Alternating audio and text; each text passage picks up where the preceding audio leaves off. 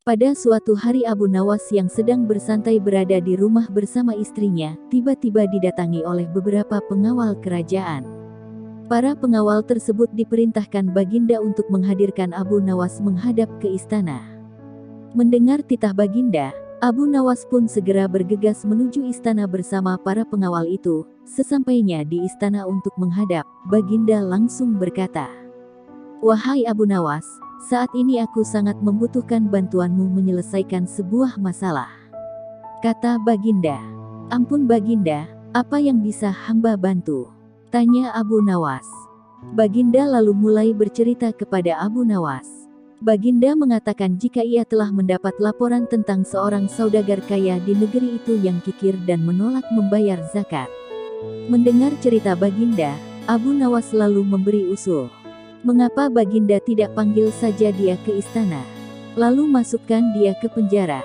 tanya Abu Nawas. "Sebenarnya bisa saja aku berbuat demikian. Namun jika ada cara yang lebih halus untuk menyadarkannya, kenapa harus menghukumnya? Karena bagaimanapun dahulu sebelum menjadi saudagar ia adalah seorang yang sangat rajin bersedekah dan membayar zakat," kata Baginda.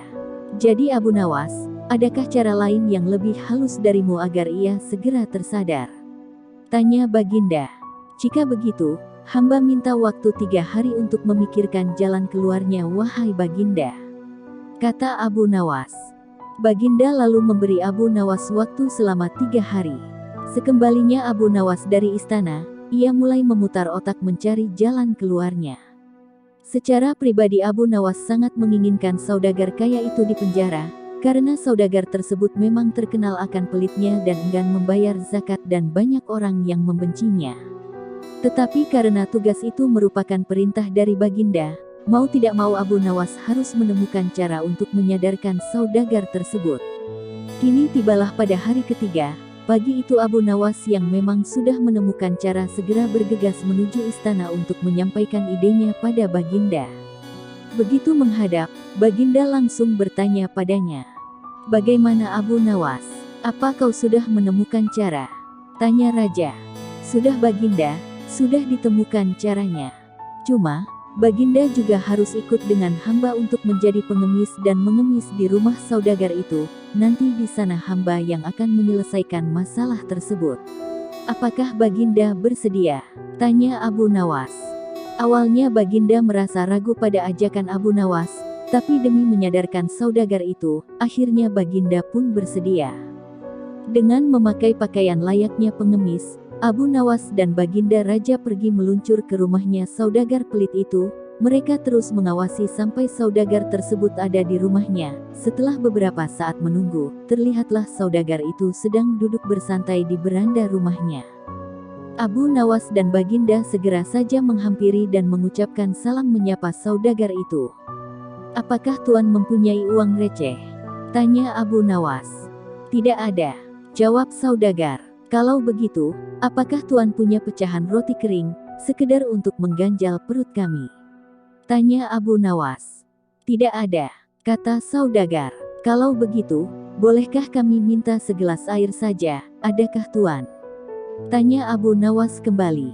"Sudah aku bilang dari tadi aku tidak punya apa-apa," kata saudagar yang mulai jengkel. Abu Nawas pun langsung mengeluarkan olah kata ajaibnya. "Kalau Tuan tidak punya apa-apa, mengapa Tuan tidak jadi pengemis seperti kami saja?" kata Abu Nawas.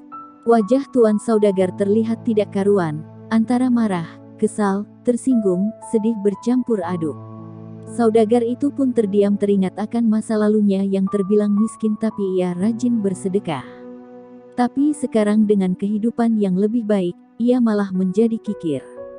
Seketika itu Tuan saudagar itu meneteskan air mata menyadari sifat kikirnya selama ini.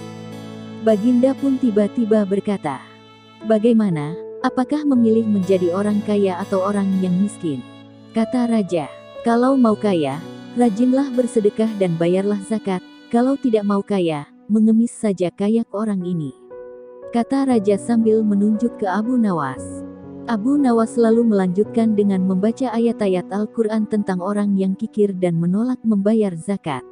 Dalam kesedihannya, Tuan Saudagar merasa sangat terkejut mengetahui jika salah seorang pengemis di depannya adalah Baginda Raja. Mulai saat itulah saudagar itu mulai berubah menjadi orang yang baik dan dermawan, dan pastinya ia rajin membayar zakat.